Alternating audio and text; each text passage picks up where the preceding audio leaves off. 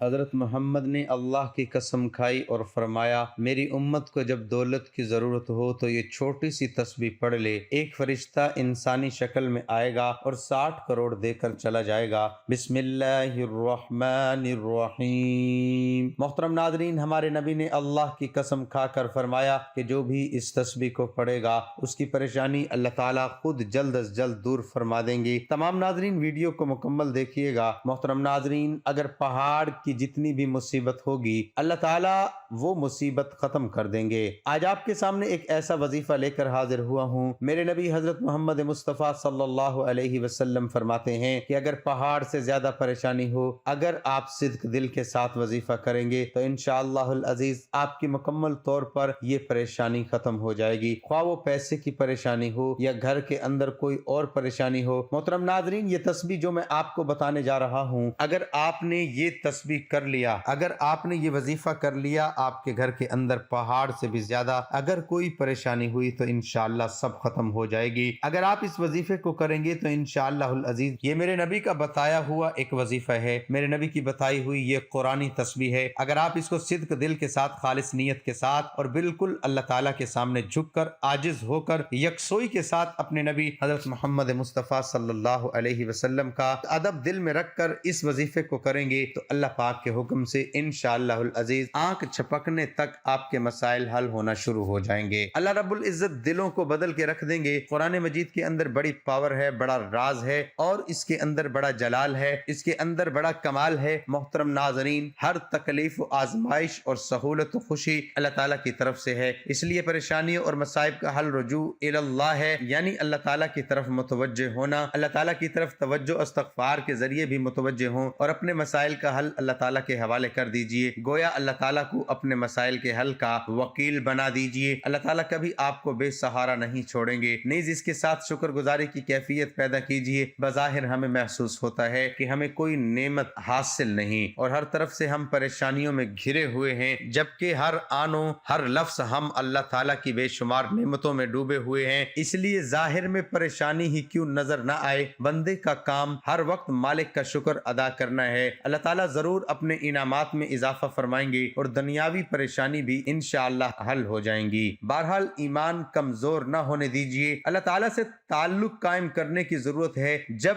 آپ کا تعلق قائم ہو جائے گا اور آپ نیک اعمال کر کے اللہ کا قرب حاصل کر لیں گے تو مخلوق خود ہی آپ سے محبت کرنے لگ جائے گی۔ لہٰذا اپنے اعمال کا محاسبہ کیجئے۔ اگر نمازوں کی پابندی نہیں ہے تو 5 وقتہ نماز کا اہتمام کیجئے اور نمازوں کے بعد دعا بھی کیجئے۔ زندگی کے اندر بہت سی پریشانیاں آتی رہتی ہیں، بندے کو ان پریشانیوں کا اپنے سامنے آنے سے ڈرنا نہیں چاہیے۔ آپ صلی اللہ علیہ وسلم نے فرمایا، مسلمانوں کو جب کوئی غم، دکھ، رنج یا کوئی عذاب پہنچتا ہے تو اللہ تعالیٰ اس کے ذریعے اس کے گناہ معاف فرما دیتے ہیں۔ ان سے بندے کو گھبرانا نہیں چاہیے۔ اللہ تعالیٰ نے ارشاد فرمایا ہے کہ بے شک اللہ رب العزت صبر کرنے والوں کے ساتھ ہے۔ محترم ناظرین، سب سے پہلے آپ نے آخری نبی حضرت محمد مصطفیٰ صلی اللہ علیہ وسلم پر مل کر درود پڑھتے ہیں، کیونکہ یہ درود کا حکم میرے اللہ نے دیا ہے۔ ایک دفعہ میرے نبی حضرت محمد صلی اللہ علیہ وسلم کی شان میں درود شریف پڑھ لیں، اللہم صلی علی محمد وعلی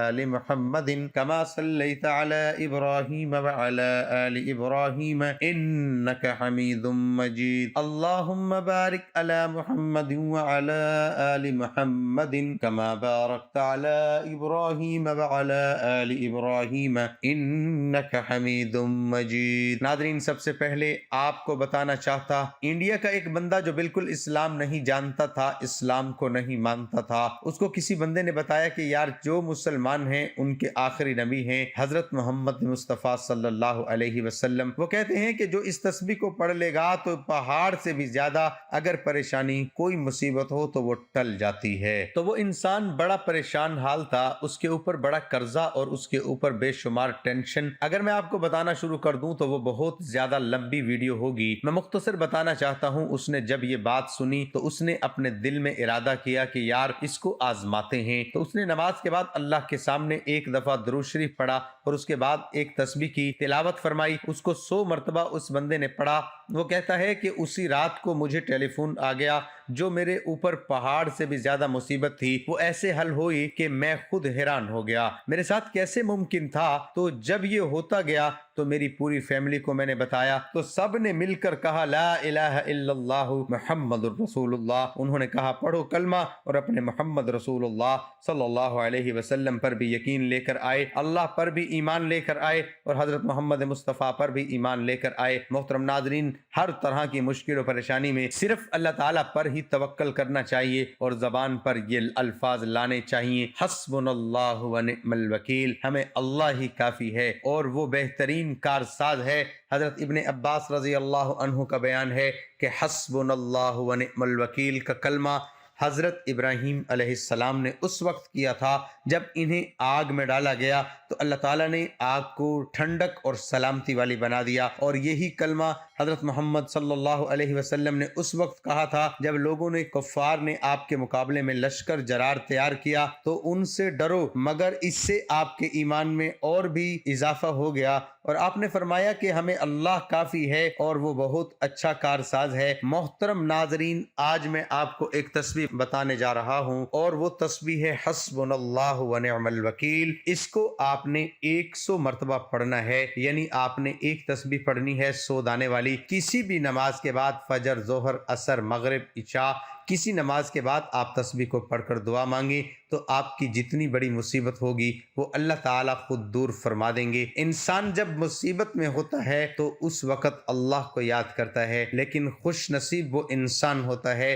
جو اللہ کے راستے پر چلا جاتا ہے، وہ اپنے آپ کو تبدیل کر لیتا ہے اور اللہ پاک پر پورا پختہ یقین کر لیتا ہے اور اپنی زندگی کا فیصلہ کر دیتا ہے کہ آج کے بعد میں نے نیکی کا کام کرنا ہے، کسی کے ساتھ بدی نہیں کرنی، میں نے ہر انسان کے ساتھ سچ بولنا ہے، جھوٹ نہیں بولنا۔ تو انسان پر جب مصیبت آتی ہے تو اس وقت اس کا ٹریک تبدیل ہوتا ہے، اس وقت تبدیلی آتی ہے۔ نارمل حالت میں تو انسان چلتا رہتا ہے، اس کو خدا یاد نہیں رہتا، تو اللہ سے ہم سب مل کر دعائیں مانگے کہ اللہ پاک ہم سب کو استقامت نصیب فرمائے اور اپنی راہ پر چلنے کی توفیق عطا فرمائے۔ یہ جو وظیفہ بتایا ہے میں تمام مسلمانوں کی خدمت میں عرض کروں گا، یہ آپ بھی پریشانی کے لیے وظیفہ کریں، اول و آخر 3 بار درود شریف پڑھ کر کریں، انشاءاللہ العزیز۔ یہ قرآن ہے، قرآن کے اندر نور ہے، نور جو ہے یہ میرے نبی کے سینے پر اترا ہے، اور یہ میرے نبی نے خود فرمایا جو انسان اس تسبیح کو پڑھے گا اس کے اوپر اگر پہاڑ کے برابر میں مصیبتیں ہوئیں تو وہ بھی ختم ہو جائیں گی۔ تمام دوست نماز کا اہتمام لازمی کریں، کیونکہ نماز کے بغیر کوئی بھی وظیفہ ادھورا رہے گا۔ اللہ تعالی ہم سب کو 5 وقت کی نماز باجماعت ادا کرنے کی توفیق عطا فرمائے۔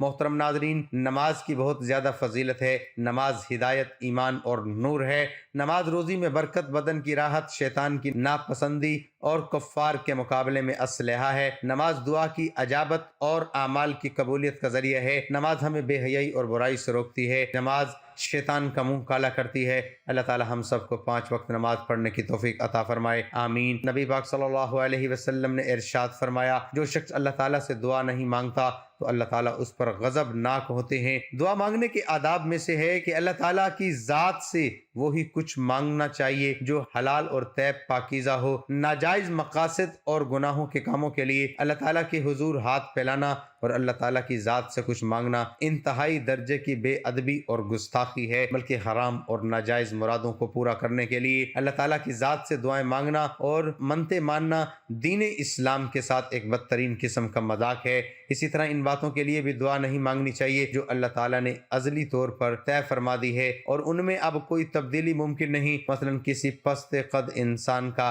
اللہ تعالیٰ سے یہ دعا کرنا یا اللہ میرا قد لمبا کر دے، یا کسی دراز قد انسان کا اللہ تعالیٰ سے یہ دعا کرنا کہ یا اللہ میرا قد چھوٹا کر دے، یا مثلا کوئی جوان شخص اللہ تعالیٰ سے یہ دعا کرے یا اللہ میں ہمیشہ جوان رہوں اور میرے اوپر کبھی بڑھاپن آئے۔ اس قسم کی دعائیں ہرگز نہیں مانگنی چاہیے۔ محترم ناظرین، مؤذن جب اذان کہتا ہے تو ایسے وقت میں کی جانے والی دعا زیادہ قبول ہوتی ہے۔ سیدنا انس رضی اللہ عنہ رسول اللہ سے بیان کرتے ہیں کہ پیارے نبی کریم نے فرمایا، جب مؤذن اذان کہتا ہے تو آسمان کے دروازے کھول دیے جاتے ہیں اور دعائیں قبول کی جاتی ہیں۔ ایک بندے مومن اگر نماز کے اوقات میں اذان اور اقامت کے درمیان دعا کرے تو اس بات کا زیادہ امکان ہے کہ اس کی دعا قبول کر لی جائے۔ اس لیے نبی کریم صلی اللہ علیہ وسلم کا فرمان عالی شان ہے، اذان اور اقامت کے درمیان مانگی جانے والی دعا نامنظور نہیں ہوتی۔ صحابہ کرام رضی اللہ عنہ نے عرض کیا، اے اللہ کے رسول، ہم اس وقت میں کیا مانگا کریں؟ آپ نے فرمایا، اللہ تعالیٰ سے دنیا اور آخرت کی عافیت کا سوال کیا کرو۔ نبی کریم کا ارشاد گرامی ہے، ہمارا رب تبارک و تعالیٰ ہر رات کے آخری تہائی حصے میں آسمان دنیا پر نزول فرماتا ہے اور یہ اعلان کرتا ہے کوئی مجھ سے مانگنے والا میں اس کی دعائیں قبول کروں، ہے کوئی مجھ سے سوال کرنے والا